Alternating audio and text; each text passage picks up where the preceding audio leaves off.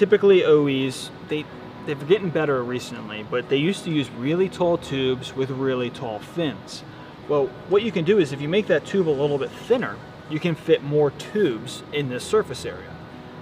If you make the fin height smaller as well, you can also fit more fins inside of here. And every single time you do that, you're effectively giving a greater ability to reject heat out of the cooling system. Now, with a smaller tube, it also gives a smaller area of fluid to go through. So you could potentially increase the pressure, but it's nothing that's drastic. That smaller area of fluid also makes it easier to cool that fluid since there is less fluid inside of that one small tube. The fin heights also get tricky. You could pack the fins and make them 1 millimeter tall, but then you're really not going to get a lot of good air going through the core itself.